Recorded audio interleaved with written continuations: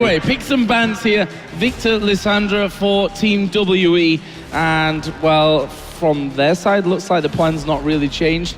For G Tigers, Diana, this time taking out LeBlanc, so more of a focus on GA. Question is if Sivir or Maokai would be the last band for G Tigers. I still think you should take away Sivir from Mystic, so you avoid again that hard engaged composition we can see from World Elite, who can snowball really well if you get ahead in the laning phase and get into teamfights in the mid game. I think the Sivir would be a better choice here, just because we saw Smed being able to deal with the Maokai very effectively. I mean, to be honest, he reminded me with his equalizers of Denzel Washington in his latest action film, The Equalizer, serving that much justice. Okay, I've not seen it, so I We've can't heard really comment. this thing from Croft for like 3 days now, and he really wanted to say it. He asked me if it's great. all right if he talks about that, and also about balls, something about joking about that. But Also Maokai has been the 2 big points for you. yeah, that's it. Rek'Sai, final ban here for GE Tigers. So on the red side, didn't want to first pick Rek'Sai. Leaves Jarvan open, which is what they banned last time around, and it looks like Spirit's going to take that straight away. So no Maokai for Luca just yet. Can still go for it, obviously, because GE Tigers decided to go Rumble instead, a pick we have seen work against the likes of Maokai before. And I'm still a little bit surprised about Spirit being so happy about this Jarvan here after the nerfs, because it's been hit and miss for him, honestly. We've seen him being shut down completely in the early game. We know Lee has the ability to do it. We've also seen him do fairly well.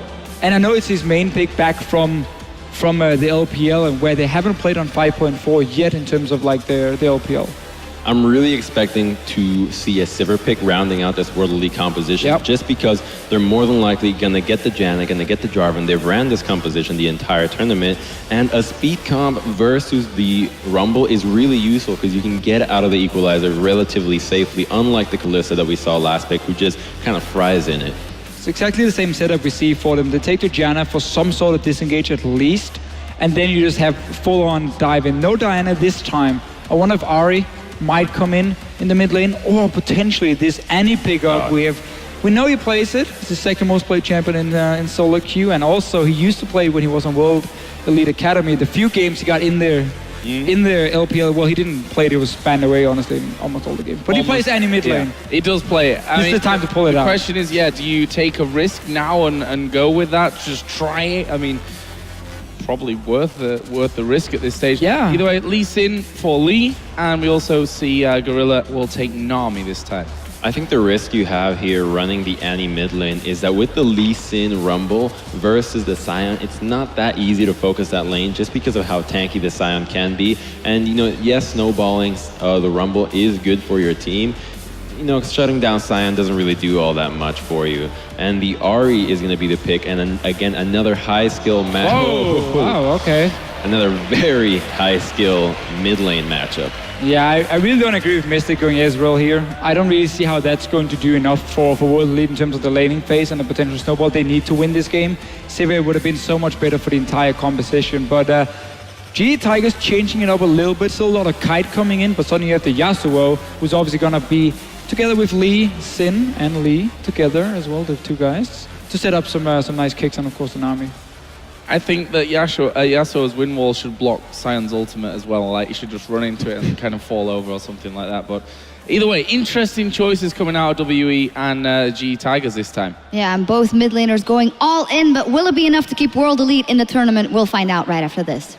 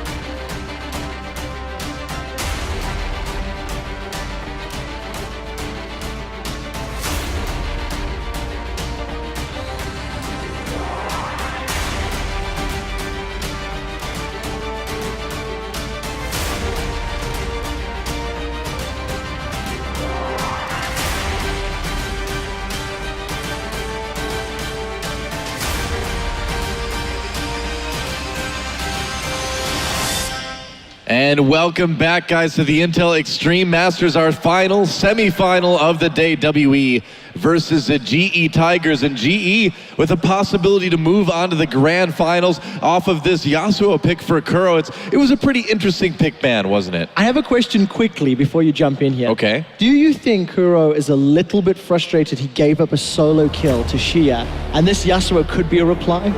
I mean, possibly, of course, perhaps. you can break, you can block a lot of the charms and orbs of deception coming in. Obviously, this is not a pick that we see very much in competitive play. He's been getting slowly buffed a little bit, little movement speed here and there, but coming into this is Kuro's third competitive game on Yasuo in his career, so it's definitely not a champion he's known for. He has not played it at all in 2015. Right. Well, we'll see what he can do as we... He's 2-0. Yeah, he's 2-0 all time. Perfect record. Just like Lee's Rengar. A perfect win rate. Well, here we go. Welcome to Summoner's Rift, guys. GE Tigers versus WE. As my voice goes back to its normal timbre.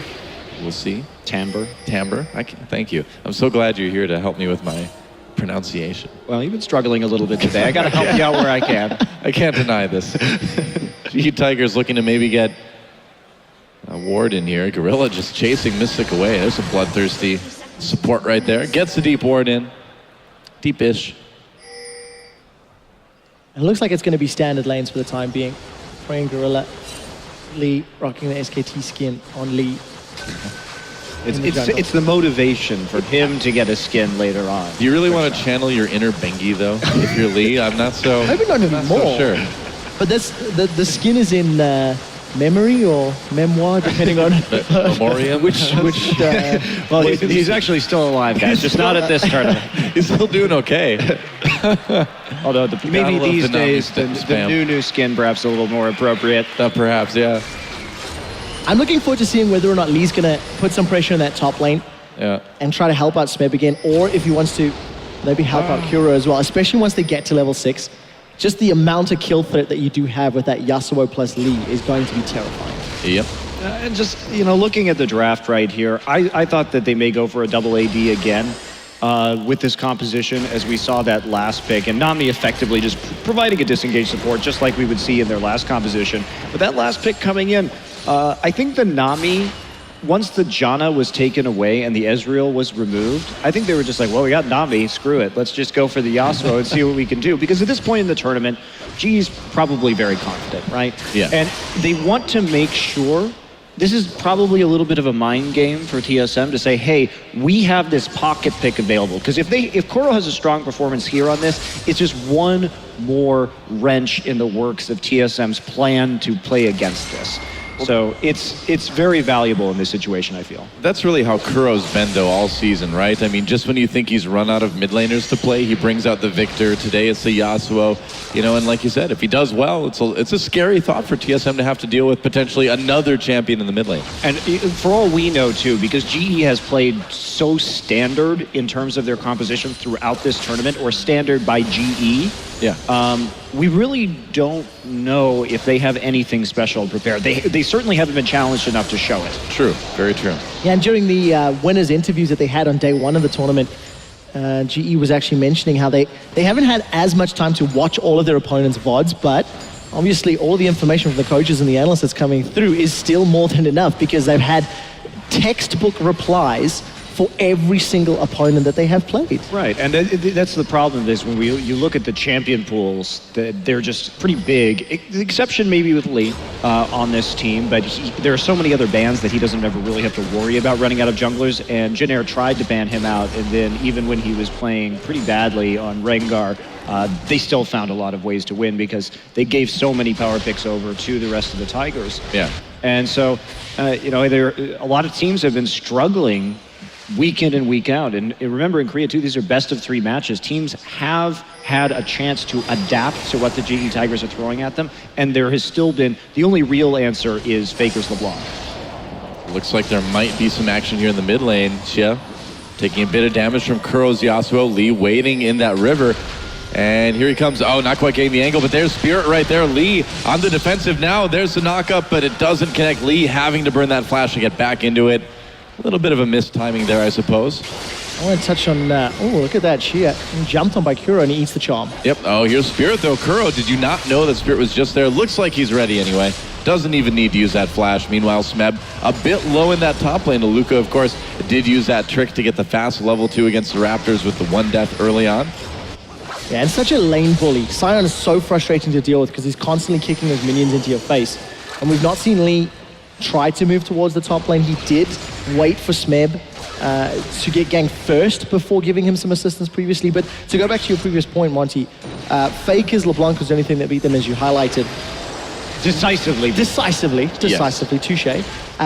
However, tomorrow, the Western mid lane god has some great champions in his pool, and if Bjergsen is going to try lead TSM to any map victories tomorrow at all, it's going to have to be of some incredible assassin performances. Yeah, almost certainly, because you have to get those 1v1 kills against them, because once GE groups up, it's lights out. I mean, there's not really been anybody...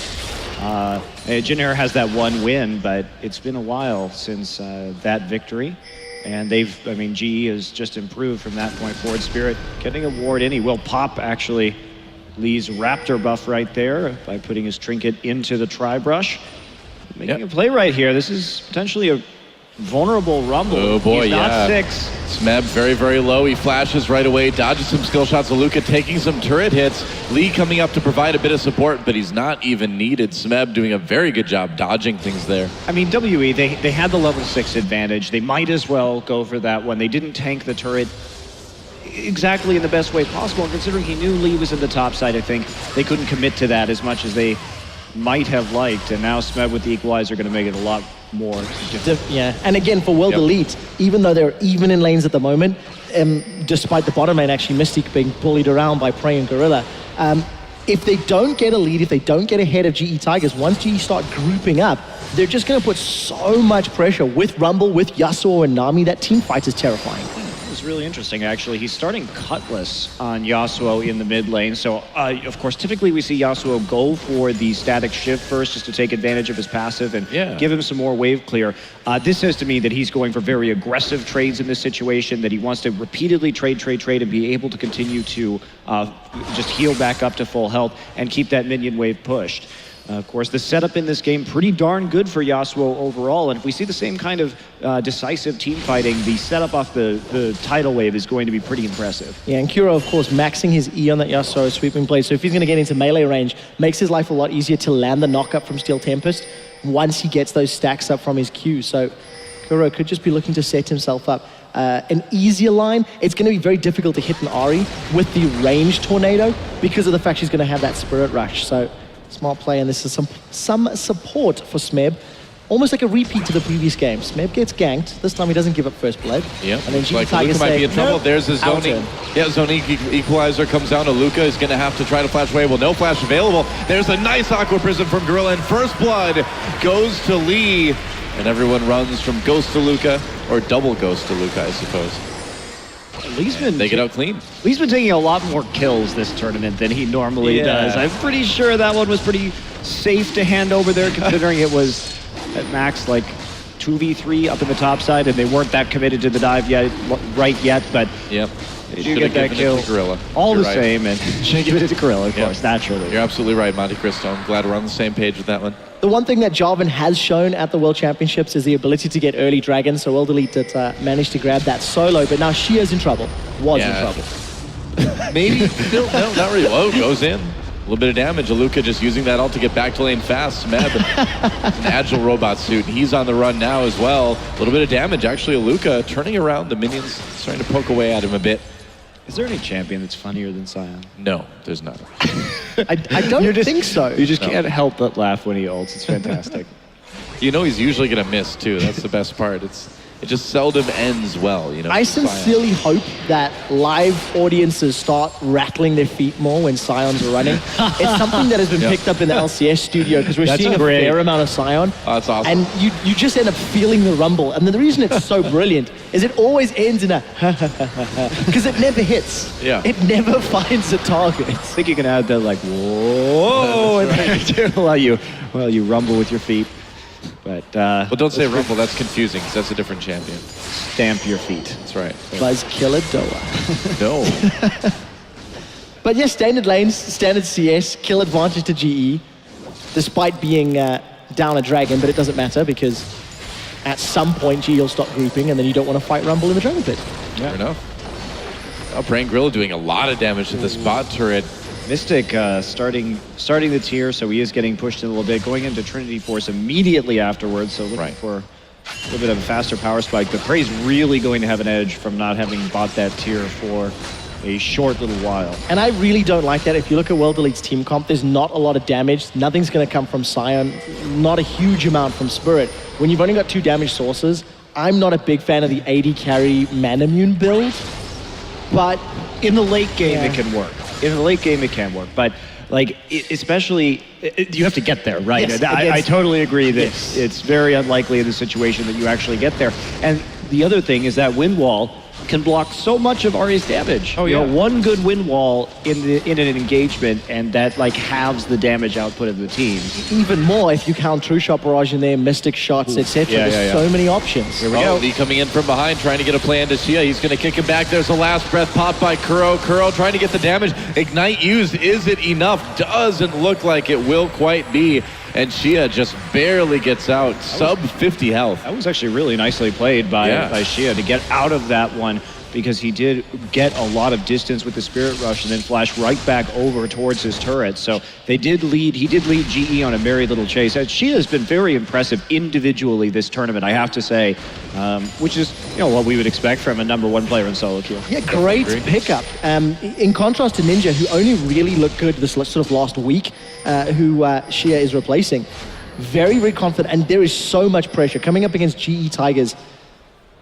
Arguably, almost definitively, the strongest team, and she is just not phased. The only thing is, in this matchup, notice how he doesn't have a winning lane necessarily anymore, and now she is feeling the pinch. He's down on CS against Kuro. Yes, he did just get ganked, but leading up to that point, Kuro had been playing very aggressively and wasn't in a passive mid lane matchup anymore. And this is very atypical of Kuro as well. He normally does not play this aggressively during the laning phase, so he's switching things up, toying with his style a little bit, because he's usually the one who's just sitting right back at his turret, and he just farms and ends up being spot on the team fights in the late game. You generally see more aggressive play out of Smeb up in the top side instead, but this time it has been a lot of wave pressure coming out of Kuro. Yeah, it's interesting as we see Prey take this bottom turret completely unopposed, but again, just showing how GE Tigers seem to kind of come with something new every time you see them. Oh, what, now Kuro can play this aggressive mid lane style too? It's so scary for anyone that has to play this team. But that's what the greatest teams do, right? They constantly adapt. They make the changes that are necessary in order to keep teams guessing about what they're going to do next and to instill that worry and fear in their opponents as they go into a series. Shia coming up to try to make a play on Smeb in the top lane. Aluka misses that all. But here comes Shia. It's still going to be a lot of damage. Out Charm misses. Tidal Wave misses as well. Everything missing. Smeb does go down. Doesn't look like the turret is going to finish off Aluka, but it looks like Shia in a lot of trouble. Lee kicks him back under turret, but turret does not want to cooperate there. Knockback onto Prey. And it looks like Shia will escape from this one. Wow. Yeah, but they're so chunked out, and now they're just going to push down the top lane turret. So, in fact, just by diving Smeb right there, they committed so much HP to that engagement that they're actually going to lose an objective off of it unless Spirit can trade in the mid lane, which, given how little damage that turret has taken, I don't think is going to be too likely. It's probably at about not. 50% HP right now. There is a siege minion though, so unless somebody gets there quickly enough, maybe that'll be a close one. Smeb actually didn't teleport into the mid lane, but looks like Kuro... Oh, he's actually taking the long way around. He is scared. So they had a chance to save that tower had they used the teleport, but instead going down into the bottom side. I think that's a little bit of an error. And it's interesting to see how World Elite 2 games in a row have focused Smeb's Rumble, but I feel it's like a little bit too late. Let's see if they can get a second kill this time around. Three more coming. Dove again, that's right, but they're not going to be able to get there soon enough to save Smeb. Can GE try to equalize this one? Aqua Prison gets flashed out of by Spirit. And will the fight continue? Lee thinking about coming over the wall, but I don't think he's going to find an opportunity. Dragging up in 2 seconds, too. I really like that play from World Elite. They had the numbers in the middle lane. They realized that Mystic could push bottom, and as a team, they were on the same page to get another quick kill. This will also lead to the second dragon of the game for World Elite, so they're keeping themselves relevant. They ended up trading towers despite giving up a kill. But it's pretty good decision making. It's calculated, and hopefully for World Elite they can make more of those plays in the coming minutes. Yeah, not only that, but they knew Equalizer was down, and he had just burned his TP as well. So there's really no counterplay after that. Definitely a good call from WE.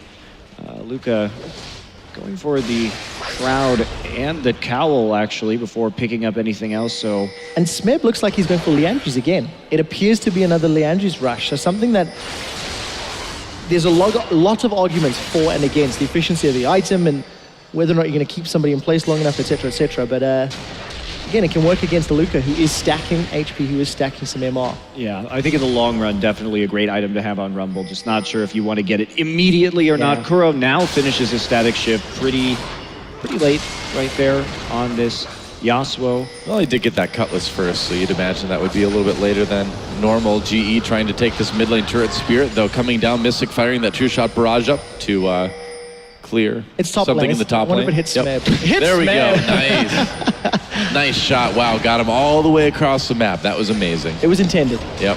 Totally intended. But the scary thing for World Elite is GE Tigers have got Trinity Force, have got that Shiv, they've got the Haunting guys and almost level 11 on Smeb. So if GE were to decide they wanted a tower, say this middle tower, and they decide to all group up, there's a lot of damage. Oh! Gia coming in, trying to do some damage to Prey. There's the tidal wave to zone a bit. That leaves Ari on her own, and Prey managed to pick up a kill. Spirit traps him in the Cataclysm, though. Prey trying to do damage. Knock up, though, by Jan. And Luca comes in and just stomps him flat. GE will go ahead and trade 1-1 with WE there. That was a good Scion ultimate. There we go. Oh, Prey flashing forward for that kill. She was already zoned out of the fight. They want this turret anyway. Really unnecessary to go in. Yeah. And there we go. Boy. There's the kick on to Spirit. Yeah, Last Breath will get another kill for Kuro. Equalizer should save some of the GE Tigers, but no, Ezreal manages to pick off Lee Sin there.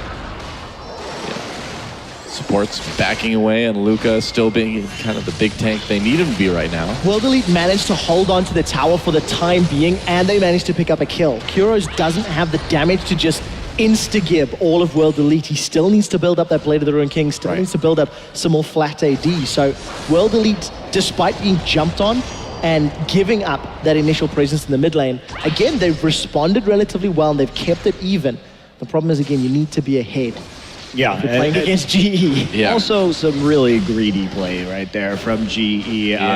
When you have to, they really have to keep the goal in mind, and the goal is to get that turret. Which she had a very poor engage right there that was kited beautifully by GE. Prey trying to flash forward, getting himself in that Cataclysm range, and then having no other answers to get out meant that he died, and it did stall out that push. And then also, we did see Lee flash in for a kick onto just Spirit, which they tower dove with the Yasuo ult. Spirit didn't even have Cataclysm, but it was certainly not the best use of those summoners and those combos. Yeah. I'm not sure if GE is styling a bit here or what. I think that might be possible. I mean, keep in mind too that they were a bit sloppy in the last game, and they ended up down a few thousand gold. Being kind of sloppy in this game too, but this time they're up by a few hundred gold. So despite still, maybe not the cleanest play from GE, they still are kind of sticking with it even better than they did in game one. Not going to stop Aluka from taking that top turret though, and that will even up the turrets at least between WE and the GE Tigers. And GE have they've got their sights set on this mid turret. They've stayed here for the better part of the last 3 minutes, and they've always had multiple resources trying to push the wave through and trying to get it under control. And it hasn't resulted in the tower yet, but you could argue that's because of the tower dive. Well, look at the flank wards too.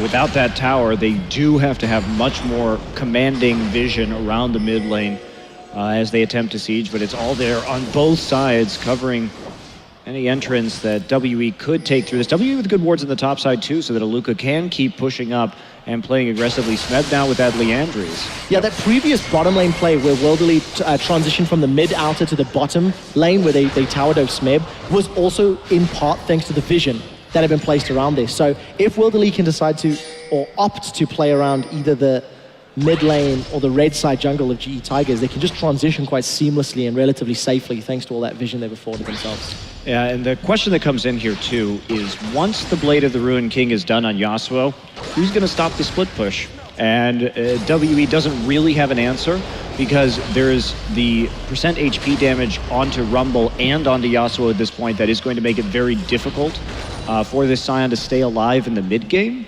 and to stop the pressure. And Ahri has had to build pretty defensively, doesn't actually have a lot of damage items at this point in the game, and Kuro pretty far ahead. Yeah, I'm a big fan of Yasuo as well against some of those big CC-based tanks, because not only will Blade of the Ruined King burn through the HP, but Yasuo is going to have that bonus armor penetration once he decides to ult.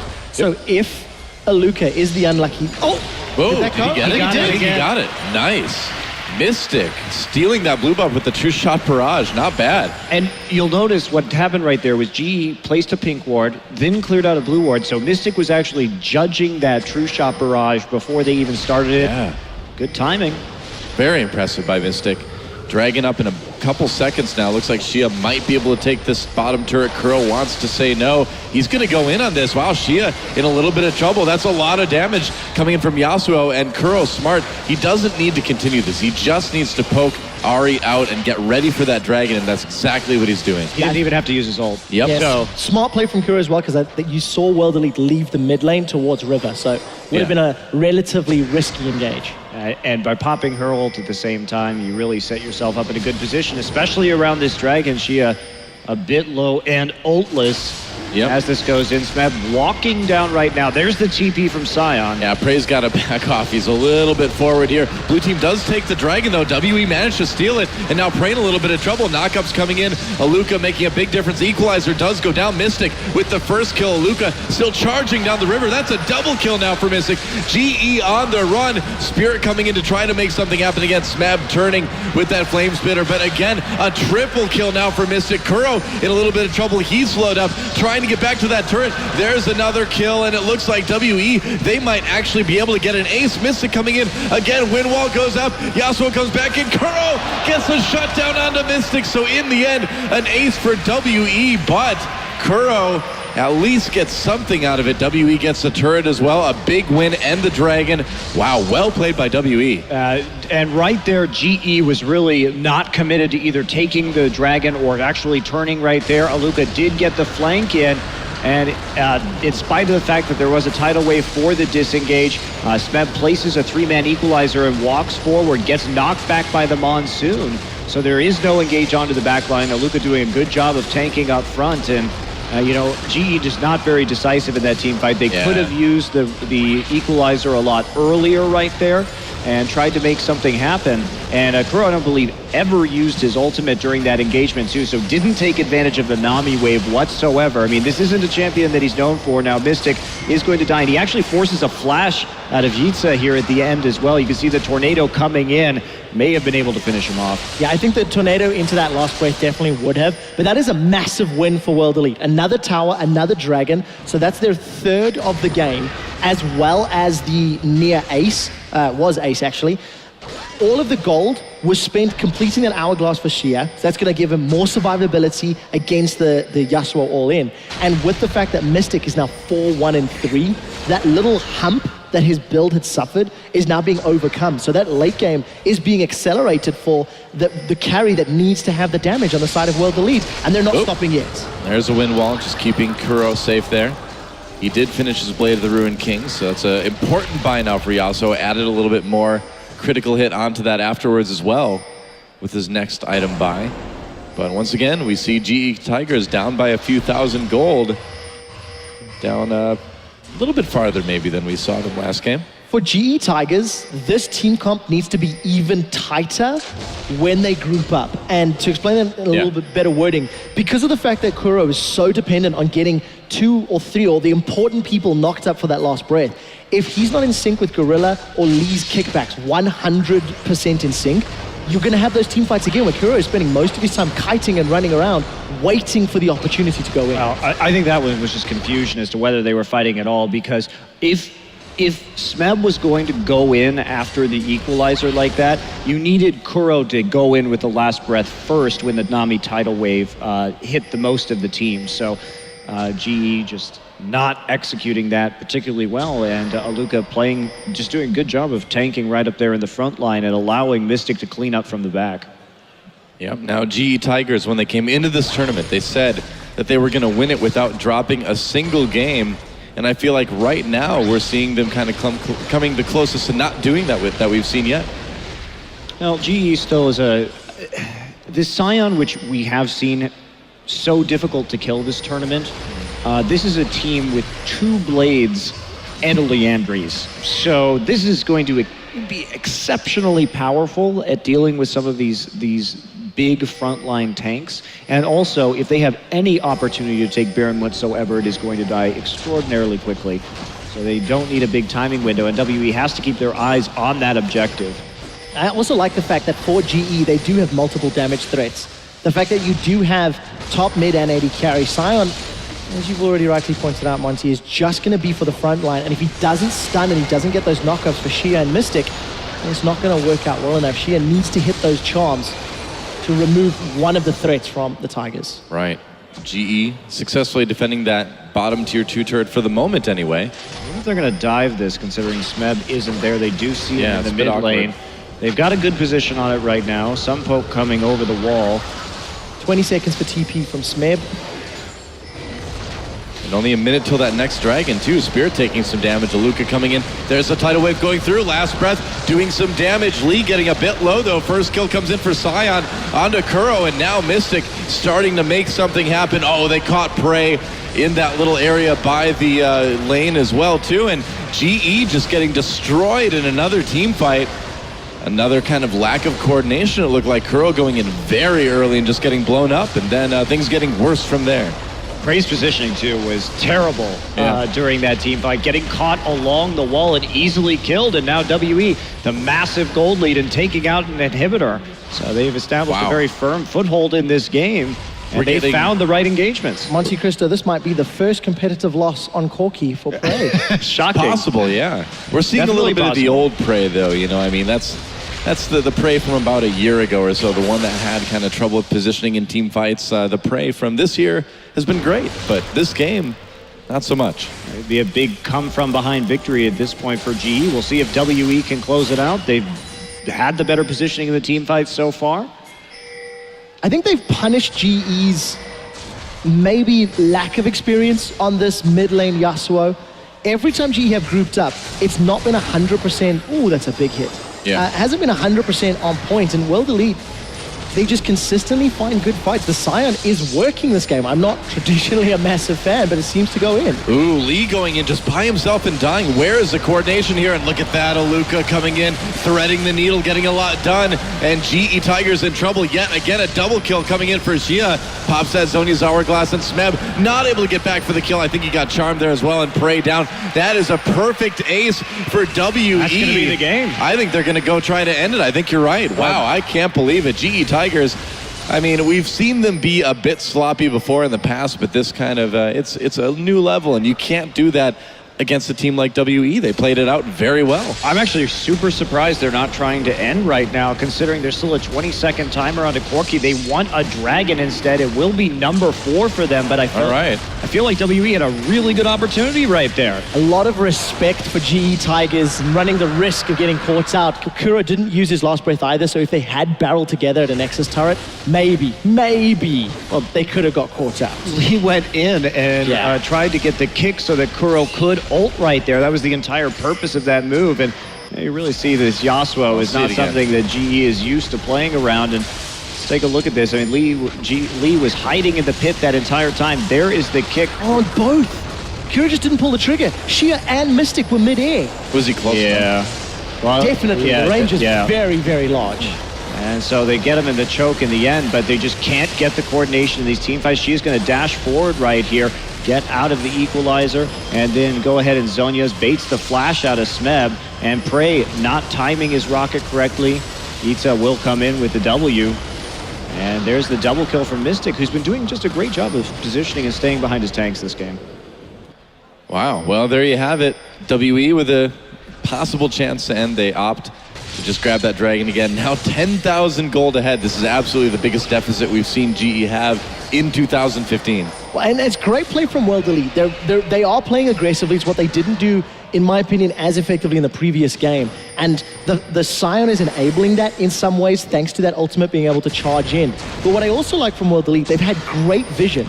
Once again, if you look at that minimap, it is just littered with blue wards. GE, oh! Whoa, and meanwhile, Lee gets a little bit too close, gets taken out, and WE is going to try to take this Baron now. Oh no, Gorilla comes up again. He's like, I'm next. Double kill for Xia.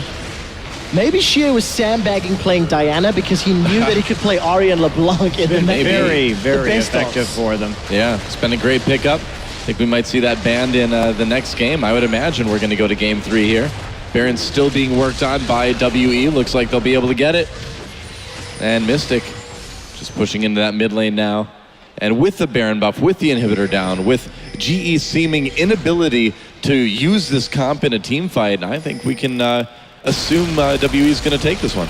Yeah, we should be seeing a game 3 right here as WE goes through the motions of cleaning this one out. And Luca, so tanky at this stage.